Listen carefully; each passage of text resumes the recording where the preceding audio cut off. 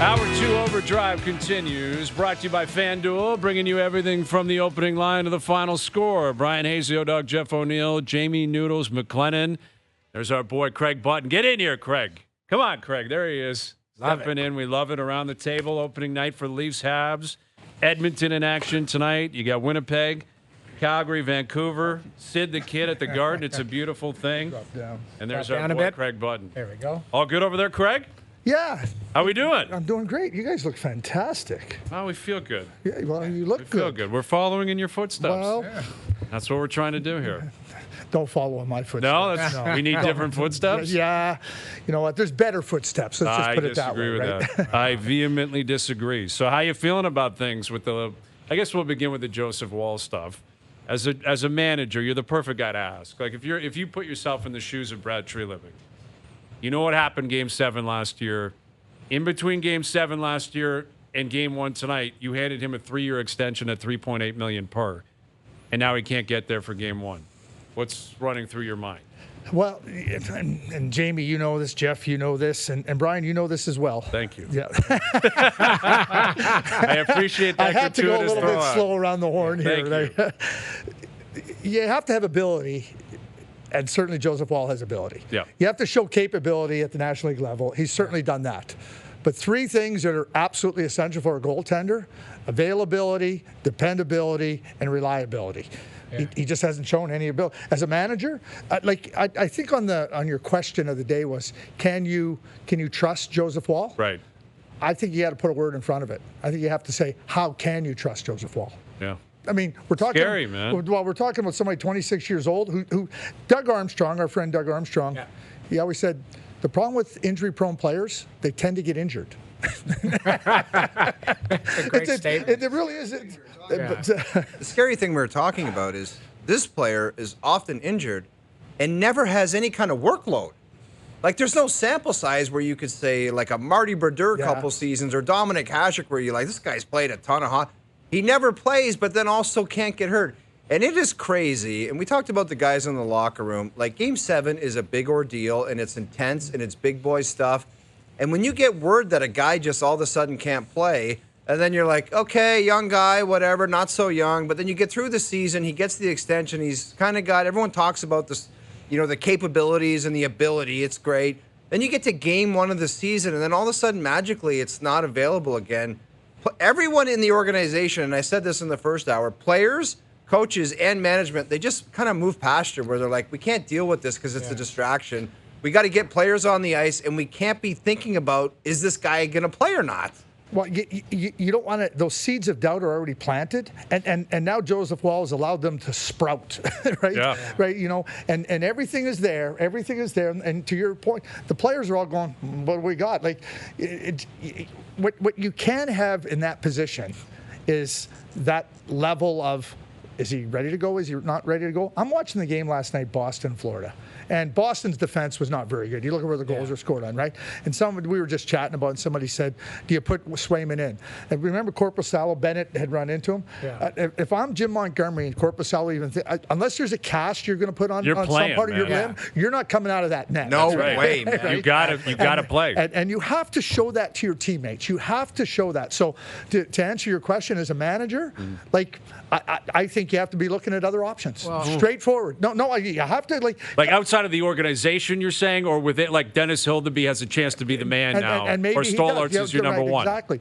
Mike Johnson has talked about this regularly through the preseason lead, and that Stollarz has had really good in brief opportunity, some really good numbers. Stollarz is your guy now. I think Dennis Hildeby, how does a door open sometimes? It opens because somebody else isn't available, isn't reliable, is injured, right? The door's open now for somebody else. But I'm being straightforward. Yeah. If I'm Brad Treliving, if Joseph Woll can come and play, it's a bonus. I'm not counting on him. Wow. So the word trust, that's what we're talking about in the last hour. The trust tree. You created the trust tree. And if you're, I like it. There's a branch on it. Who was the other goalie you had on the trust tree? Oh, Demko. Yeah. Demko's the back of his knee. He's got some issues.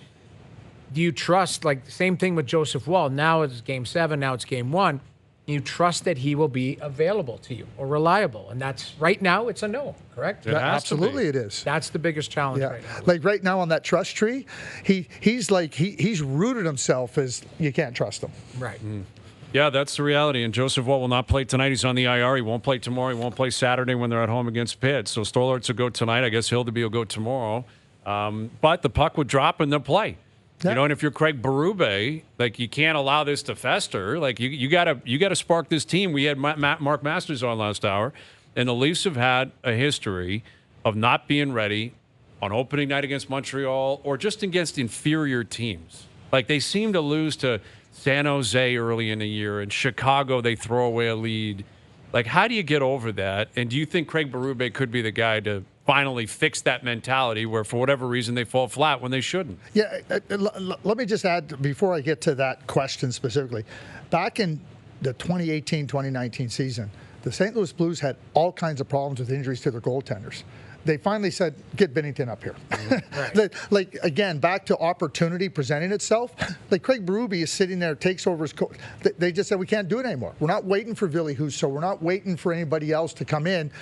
And we know what happened. Binnington goes on there. That's what I like too, Craig. It's like Binnington came up and played well, and it wasn't like he played 10 games and they're like, sorry, Binnington, you played good, but you got to go somewhere else because there's no entitlement where it's like that guy's, you're not owed to go back in there. Yeah. You sit and watch and wait. Totally agree with you, and Craig did that. So I think that having gone through that experience, again, Stolarz is in there. Let's go. Like Craig's new, Stolarz is new. Mm-hmm. What does Craig Berube owe anybody? And he doesn't owe anybody anything, right? And so to that point, so now we look at this team, right? And we've used the term dress rehearsal for the playoffs and everything. Yeah. I think it's a chance for Craig Berube to instill in this team what they have to do come playoff time. It's an 82-game exercise in preparing for the playoffs and playing a way that we know the playoffs demand. Not that, you're going to have to, no, you have to start playing like that right now. And what type of, I've been watching some of the clips, like from the playoffs from the Amazon series, and Paul Maurice, who we all know very well, stop making plays. Like there's one clip there where he just lights up on the bench. Yep. We got to wear him down. I respect the creativity, but there's times when there's not plays to be made, and you got to recognize that. Tonight, immediately, there's going to be points tonight where you got to do it, and it's got to become habit. Yeah, and unless you're Wayne or Mario or McDavid, there's no time for anybody to make a play. Yeah. You got to go get it, and like it's just. Mo was great in that though. Where it was a tight situation. He comes in and goes, breathe through your. What did he say? Breathe through your nose and your mouth, and not your rear end. Yeah. It was awesome. It was a great comment, but it was the right timing because it was a tight. I think it was going to overtime or something. It was a tight situation. Yeah. But you know what? Mo was great, but. When you look at these coaches and having to dial these guys up, it's the start of the season. It's a fresh slate. The first hour, we're talking about Joseph Woll, but there's so much opportunity here. Let's bring it closer to Toronto. Like, there's so much more opportunity for guys. Nick Robertson, who had a nice, great camp. Preseason. Great camp. Max Pacioretty can have a resurgence. There's a lot of storylines with this Leafs team outside of who's stopping pucks tonight. Who will you be focusing on most?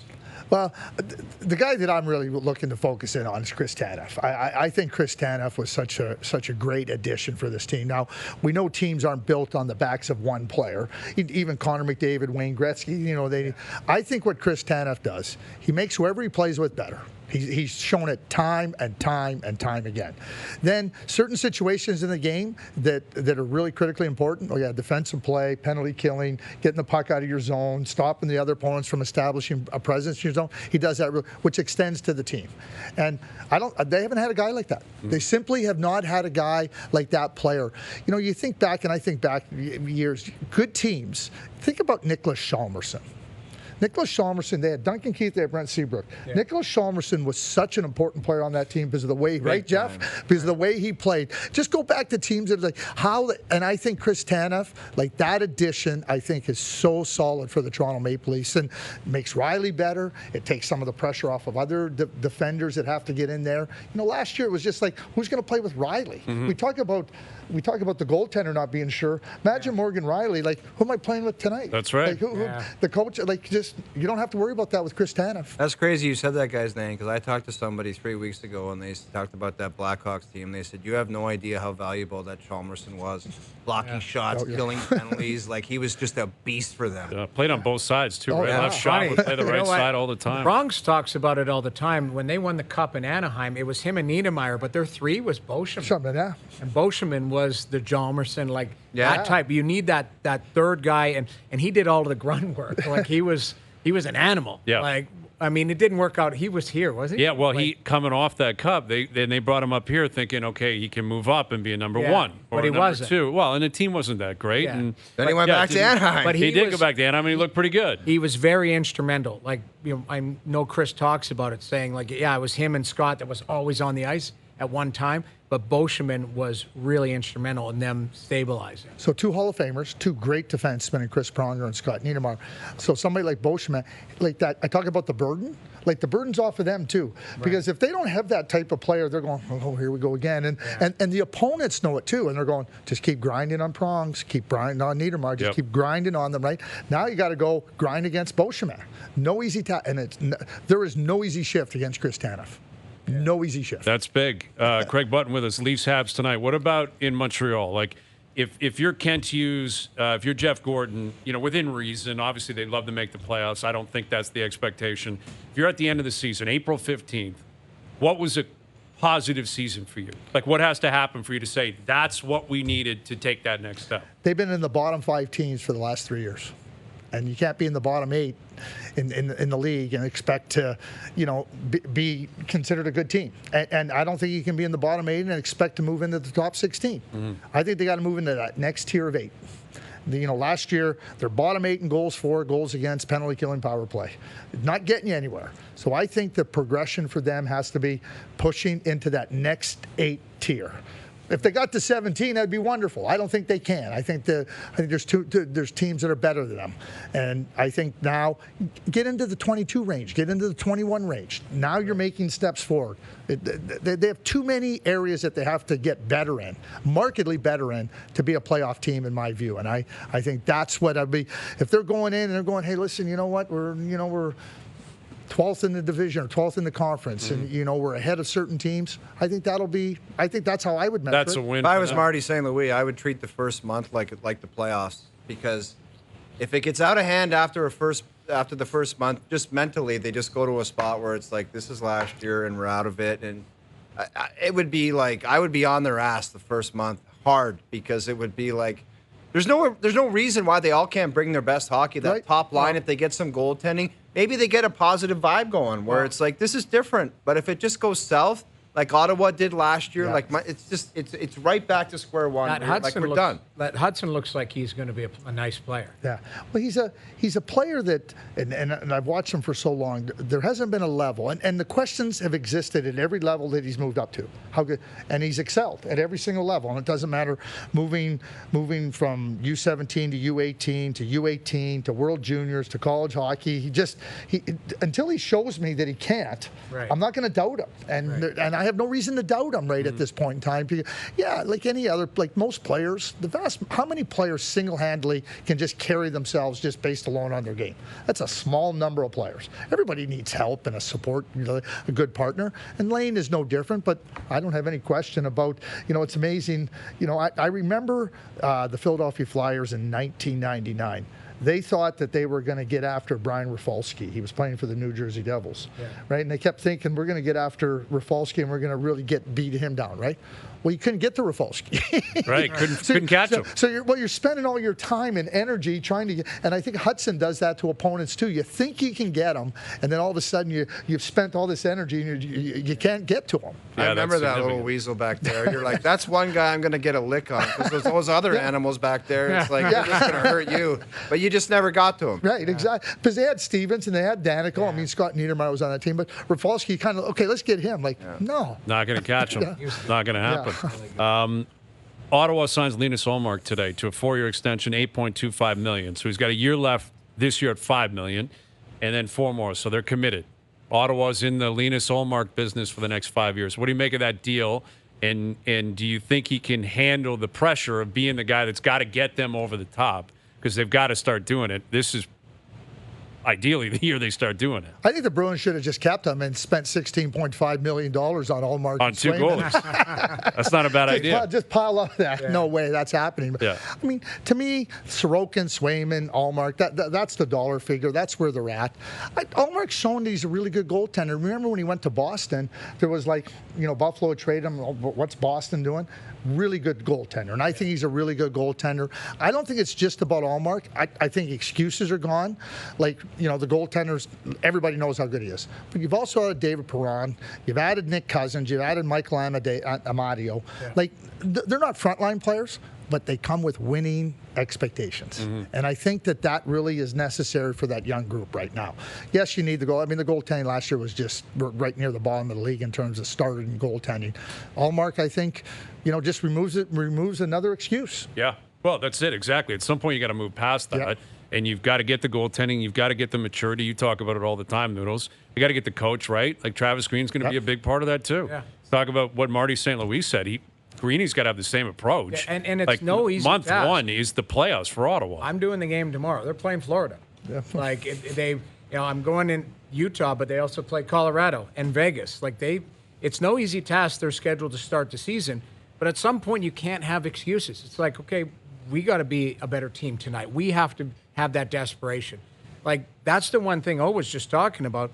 The starts for some of these organizations, you're 8 points out of the playoffs, 25 games into the season. So you're just chasing it the whole year. You've got to be able to stay in the pack and push into that pack. Especially if you're trying to be the new guy in the pack. Exactly. Right? Like if Florida started slow or Edmonton last year, you're like, they'll figure it out. Yeah, they're too good. It took them a long time to figure it out. It did, and there were some question marks at times, but now you look back on it, you're like, yeah, we probably should have faith in those guys. Right. We kind of know who they are and what they represent. Right. They are labeled what they are. Record. Exactly. You're labeled as a team that doesn't make the playoffs. Yeah, and you got to do things that are way different. I remember tracking the Sens, just being on the road. We were following them around a little bit. They were in St. Louis, or they were in Dallas, and then we went to Dallas. They got a win in Dallas, and they had a back-to-back. The next night they were in St. Louis, and they were young with Yashin and Hosta and all those guys.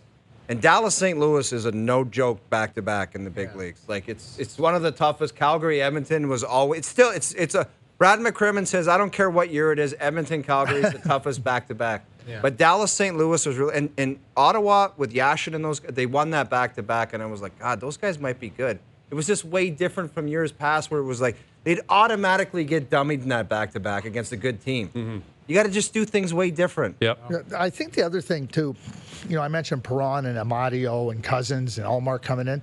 A couple of years ago, they brought in Claude Giroux, and I think Claude Giroux is a terrific player, a terrific leader. But he was on an island. Yeah, everything was about the young guys and all the youth and how good they are and everything like this. And it's hard for one singular player to try to make an impact on the overall group. You were in Calgary when we traded for Chris Drury and Stefan Yell. But that summer we signed Jelena, who you had played with, and then we traded for Drury and Yell. Because I knew that one guy wasn't going to be able to influence the group. But now all of a sudden there was 3 in there that had won cups, and they were hard good players. All of a sudden now, it doesn't rely. You don't rely on it. I think Claude Giroux will benefit from these additions as well. Right. One of the things when I was calling the games near the end of the season is I thought that the bottom of their roster was too young. I looked at it. They had Kastelik, they had Parker Kelly. Those guys were just trying to be in the NHL, and they were on the 4th line. What you need was experience in winning on that 3rd and 4th line, because if you believe in the top 6, which they had, and Giroux's part of that, those guys have to pull their own weight, but the bottom of their roster wasn't giving them anything. Yeah. And that's where I think they had identified as okay, we need to get older, more experience, but the right type of experience to help that group out. They've done that. Again, is it enough in a very tough Atlantic division where, Detroit wants to be there, Buffalo wants to be there, Montreal wants to push up? We just talked about it. There's going to be no easy nights in the Atlantic. That's the way I see it, because I think everybody wants to at least push each other. And, those 4 top teams, I don't see them taking a step back. So who's coming out? Like, that's really what it is. It's challenging, man. Or maybe it's one on the other side, right? It's maybe 5-3, right? I think one of the things that is understated and not recognized enough is the comment you just made too. Younger players are just like, when they're in the league without that experience, they're just trying to hang on. They're just trying to stay in the league somehow, some way. And sometimes it's just about it's not that you're doing anything bad, but you're not doing anything good. Yeah, you and just want to be there. You need something more out of that group of players. And I think that's a mistake. And everybody gets it. Oh, we need the young guys in there. Give them a chance. Get them playing there. You got to ask yourself the hard question. What are they going to give us? And what are they going to give us when it gets hard? Yeah. Craig Button with us. So on the preview show, you got the Oilers winning the Cup this year. Yeah. Obviously, they're odds-on favorites. We saw what they were last year. I'll ask you to debate yourself here. If they don't win the Stanley Cup, presuming everyone's healthy, why would they not win? What would go against them? Because they did not upgrade the blue line. The blue line is currently constructed. It's not Stanley Cup caliber. So I picked the Edmonton Oilers based on faith that they're going to go out they have trade the cap deadline space, and and try to get defensemen. I mean, Adam Larson signs an extension. I've been looking at the defensemen. I'm going like, who could fit into that group? Well, Adam Larson played there. He's off the mark, right? But that to me, I'm doing it on faith, because the blue line right now. That could get them right out of the first round if that's how they and they know that's not a blue line. So that would be the thing that they don't. And what ends up happening too is that other teams are chasing defensemen, right? So Edmonton's got to pay a price for it. Edmonton's going to have to pay a price, and they're going to have to be right on it. They might have to make a deal in December. Yeah. Right. We always talk about that. Like, if you know that's what you're looking for and the guy's available, even if it's more of a premium because you're jumping in front of the line, you got the guy. Like, they don't look back on Sometimes there's money involved, and it's like, I don't want to pay him 100%. until the deadline. But I'll give you a guy on their own team that they don't regret paying the price, and that's Matthias Ekholm. I was just going to say. Every other team in the league wanted him. They said, screw it, we'll pay whatever price you want. That trade alone changed the dynamic of that whole group on the back end, because that made Bouchard a player. It took some responsibility off Nurse. Like, it actually just shifted everything. One player, it affected his partner, which was Bouchard, but it affected everything of how things were slotted. They need one more of that. Agreed. But I listened to Stan Bowman talk, and he said, we have the luxury of time, and we want to see what we have here in-house. Well, Travis Dermott's playing tonight. Well, yeah, but the Gleason kid, like, they've got some guys that they want to try out and see what they have. But again, it's patchwork of what you have. They are a move away or two from at least looking a lot different. Yeah, they're also not alone, right? Like, every high-end team has weaknesses. Exactly. Right. Every team in the league is looking and saying, because I was talking about this yesterday about Dallas, and you mentioned Tanev, and they realized they needed to do that last year. They went out and got Tanev. He's not there anymore. You get past their top three. Yeah, you're like, Labushkin's playing and Matt Dumba's playing, and you're like, they need somebody. Well, there's a team that's going to chase somebody down. They brought Tanev in because they wanted to get Hakanpää down to their bottom pair. Then Hakanpää got hurt. Right. So and now they had no trust playing Nils Lundqvist. Right. They were down to 5 defensemen essentially that Peter DeBoer felt comfortable playing, because he didn't feel comfortable really playing anybody after those top 5. Now you don't have Hakanpää, you don't have Tanev. There's a team probably doing the same thing Edmonton's doing. Right, they're probably like in Jim on the Nils, same players. We're calling around, and we got to get them in December. We'll do that. Yeah. And that's what you're talking about. You have to be bold. Yeah, that's right. Well, especially when you know the window. Like, Edmonton is what they are. Yeah. They're a really good team, really talented team. They're chomping at the bit. What are you waiting for here? Yeah, and there's no worry about McDavid or Draisaitl not performing, but their motivation right now, number 1 motivation, number 2 motivation, number 3 motivation, the Cup. Yeah. That's all it is. Win. That's all it is. There's nothing else. If you go to Connor McDavid and say, if you scored 20 goals and had 40 assists this year, and you win the Cup, would you? He'd take it in a heartbeat. Yeah. You not find it fascinating, or at least interesting, that you talk about McDavid and Draisaitl, and then here in Toronto, there's Matthews, Marner, Nylander, but there's never even any talk of that. So it's like one group's got said this is all about the Cup, and the other side is you never even hear the word. Isn't that kind of bizarre? But if they had deep runs, though, if they had like a run like the Oilers just had, then it's like you've set the table for it. Like they had, I thought there was a chance they could have had the deep run when they got past Tampa, right? Okay, but Jamie, I guess my point is there's not even any talk of like the joke's over with these first round bounces. You know what I mean? Like, right. I have not heard any of them address the elephant in the room, like to that capacity. I thought Morgan did, I guess, to an extent, the media day, and maybe it's got to be driven by media, and media's maybe just not the in that media mental. does drive it because everyone's talking like everyone picked Edmonton to win the cup, so that's why it's blown up. Right. And again, with the Leafs, they got to prove, like, everyone's got the opposite view. Like, well, you got to show me you can win. Like, I'm not going to hand you a Stanley Cup prediction in October. You're not worthy of that because of what you've done in the past. But you're talking about the players' mentality and their approach and how rabid they seem to be. I guess it's both. The players and how it's like not one person was even remotely close on picking Toronto, right? So it's like Yeah, it speaks to where they're at and their perception around the league. A few years back, and my father was in Washington with David Poyle. Brian Murray was the coach, and they had a really good team in Washington. In the early '80s, they had Stevens and they had those guys. They said the guy that came in and changed the whole tenor of their team when they traded for Dale Hunter. Dale Hunter came in there, and it was like, I'm not here. Like, nobody on the other team is my friend. Mm-hmm. And we're talking about mentality. And Dale, we know how Dale played. Yeah. And we did. Accidentally hit Turgeon. Okay, we know. But it's a mentality. I mean, when we ended up, we had some really good players in Dallas. We ended up getting Patty Verbeek. Patty Verbeek, like, when they call him the little ball of hate, like, I think his teammates named him the little ball of hate. I mean, if you weren't playing hard in practice in certain areas, he'd go after you. Yeah. Like, he didn't care because you were going to let him down in a game, and he was not going to tolerate it. I think that's what the mentality is, and players need to learn it. They need to be around it. It's not that they're not good or they don't care, but who's kind of imparting that in them? Yep. Who's doing it? Sam Bennett shows up down in Florida, and then Matthew Tkachuk shows up in Florida. Oh, look what you got!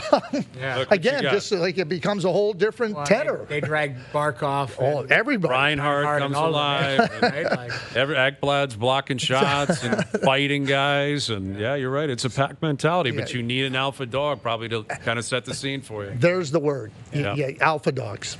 Well, we'll see what the Leafs have in store starting tonight. Good seeing you, Craig. Yeah, it's great to be here. Great. You guys look fantastic. Yeah, I'm excited. Following in your footsteps. Following in your footsteps. There he is, our buddy Craig Button in studio. Gerry's percentages coming up. OverDrive continues. TSN 1050 and on TSN 4. You're going to want to hear this. Gerry's percentages. I don't love being commissioner as much as I used to. I actually love it even more. That's the voice of a Hall of Famer. Are you kidding? Have you been out drinking? You're all pigeons. Filthy, filthy pigeons. It's Gerry. Gerry. All right, Gerry's percentages. Here we go. Brought to you by Boston Pizza, Canada's favorite sports bar. From tip-offs to tie bites and puck drops to pizza, BP's elite lineup of apps, wings, and ice-cold beer is always dialed in for game time. Hustle into your local BP tonight. You guys ready to hear from Gerry? Gerry was in Utah last night. Yes, he was enjoying he was in Salt Lake himself. City. He looked like he was in good spirits. Let's hear from Gerry. Gerry's rocking my backwards hat with a fresh pair of Jordan high tops. Just like my bestie Ryan Smith, the owner of the Utah Hockey Club.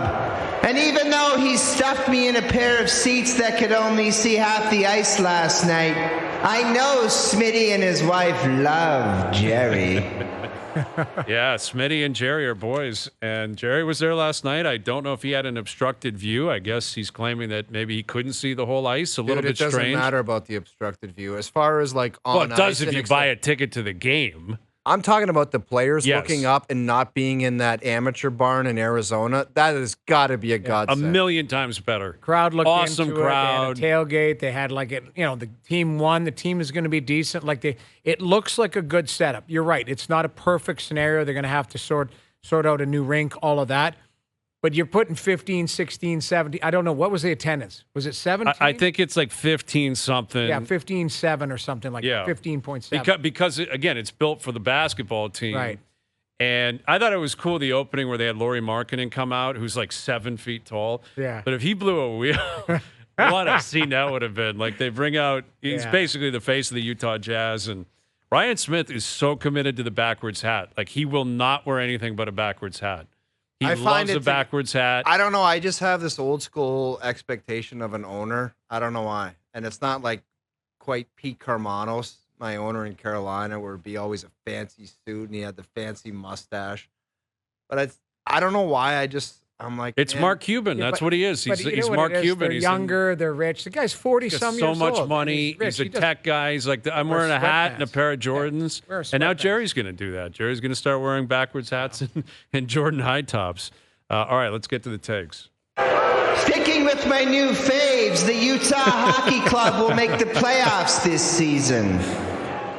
Gerry, he wanted them to stay in Arizona so desperately, and now he's Mr. Utah. I love it. Big buddy. And he's got the hockey club making the playoffs. I'm going to go 25% on them making the playoffs. I just think they've done it in the past where they've had some kind. I've seen them fizzle out so many times. And it's Utah. It's not Arizona now. It's 25%. Are you higher or less? No, I'm lower. It's the same team as it was in Arizona. Like, but they've got Sergachev. But what about a Vegas vibe showing up on the scene? But they're new not, energy? though. This is kind of what's bothering me. It's not a new team. It's not an expansion team. It's the same team that's moved up. You're the exact same team. The same coach, the same GM, the same guys. But they do have some good young players. Like that Gunther is going to be. Gunther looked good. Logan Cooley's good. Cooley's going to be a player. Yes. Clayton Keller's a good player. Like, they have good players. Good players. Sergachev trade.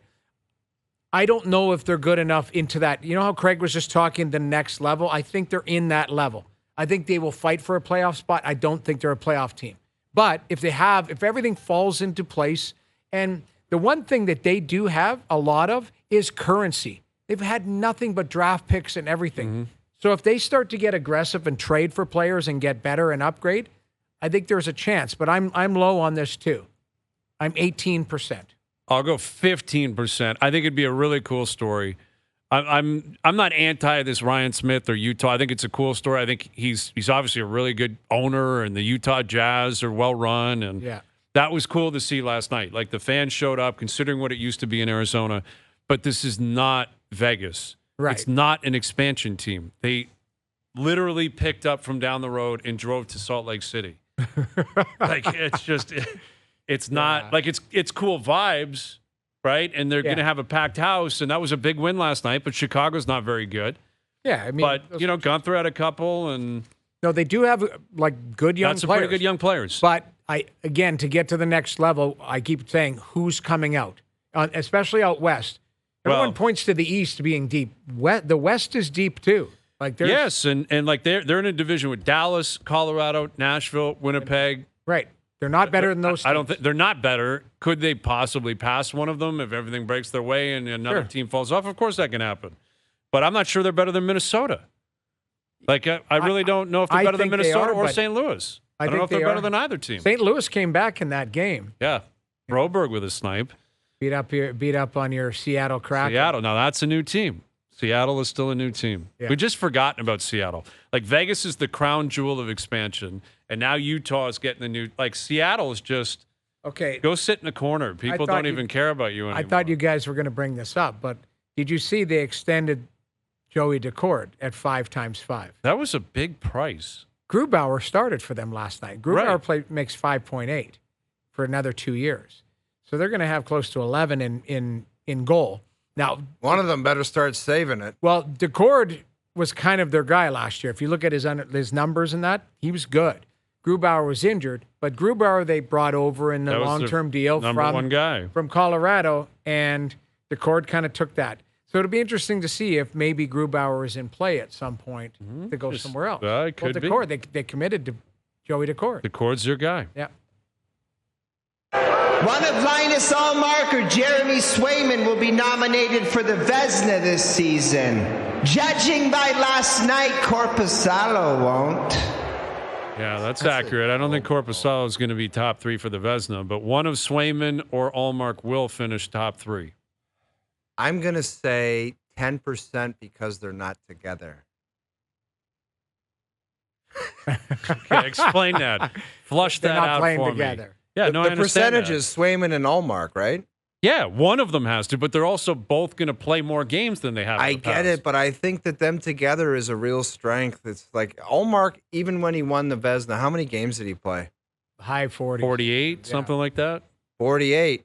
He didn't play much more than that because they had Swayman back there to help him. Yeah. One of these guys is going to be asked to possibly play 10 or 12 more games.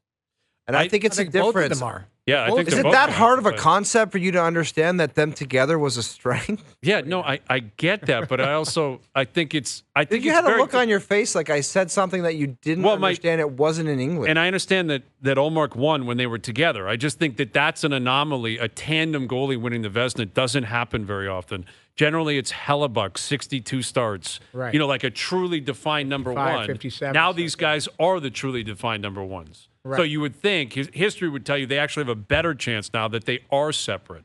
Yeah. As opposed to together. You said 10%? Did you say 10? Yes. I'm going to be at 15% because I'm playing the field. You got a healthy Vasilevsky. Now, Shesterkin, does he get it sorted out? Like, I know. Soros is banged up. He's not playing. Yeah, Sorkin is not. They're going with Varley. Yeah. But I think Sorkin coming off that.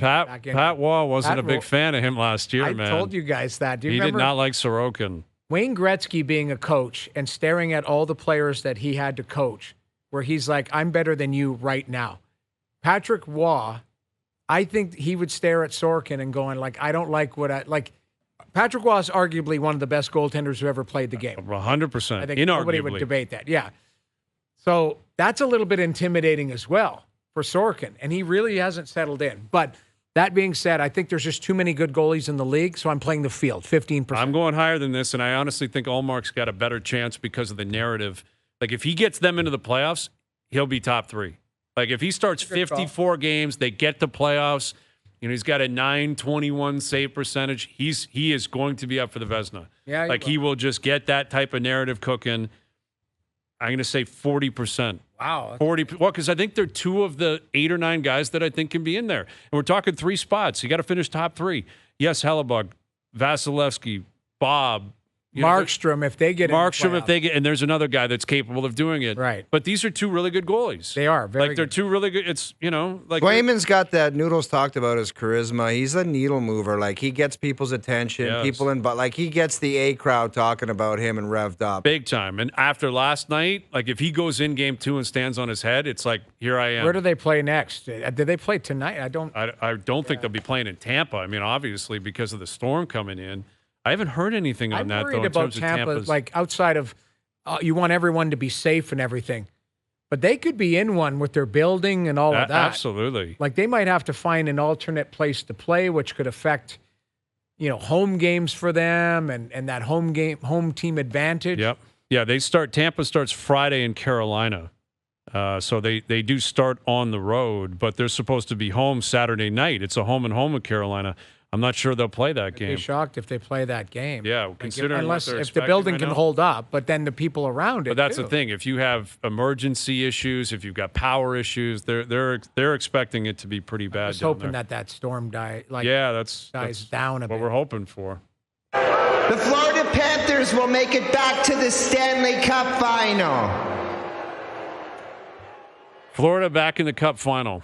Where are we at here? They looked pretty good last night. No Cup hangover last night. They've lost pieces. Like Montour's not there anymore. I'm kind of high on this. I don't know why. I just think they developed a formula where they have confidence and you get Bob hot at the right time and you get those forwards grinding you down. Like they just like swarm you, man, and they overwhelm. Like how many tic-tac-toes and fancy plays that all of our analytic nerd friends like that are not applicable in the Florida Panthers game. You heard the coach in that Amazon thing. Stop making plays.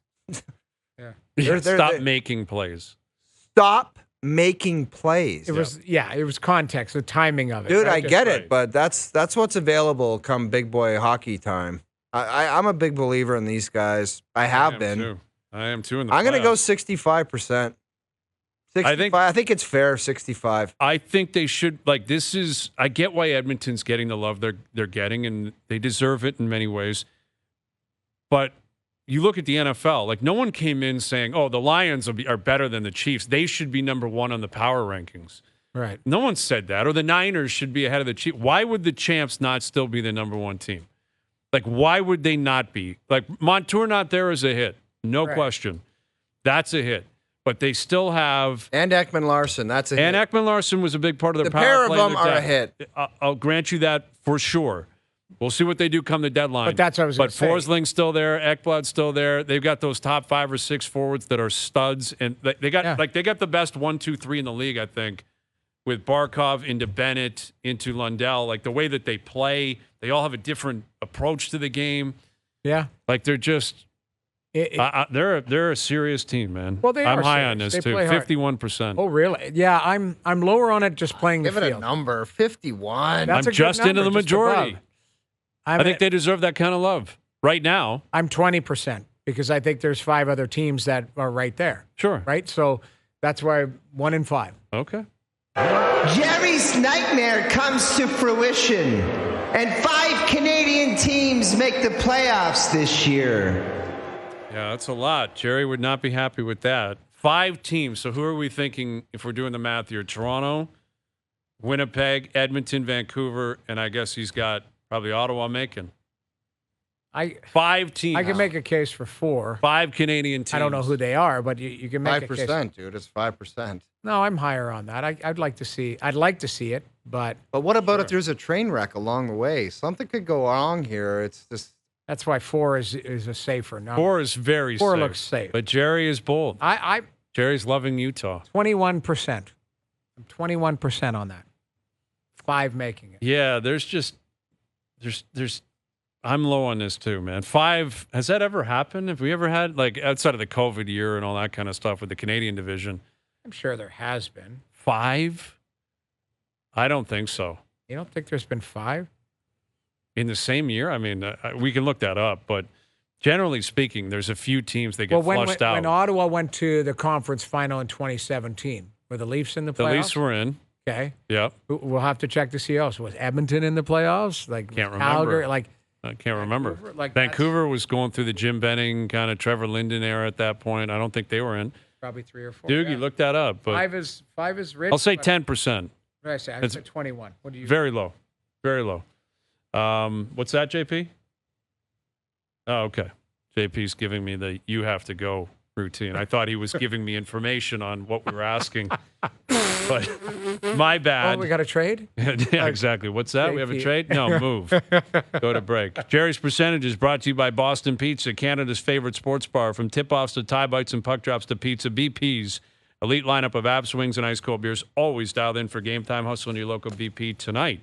Darren Dreger in studio in about 15 minutes. Gerry's After Dark still to come as well. OverDrive continues, TSN 1050 and on TSN 4.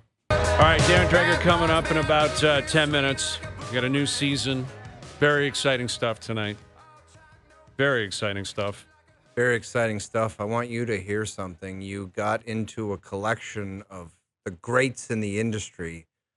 There's a vid like McDavid trying to get what is his, what's owed to him, and not getting it done last year. And some of the heavy hitters in the industry chimed in, and you are right along with them. Go ahead, JP.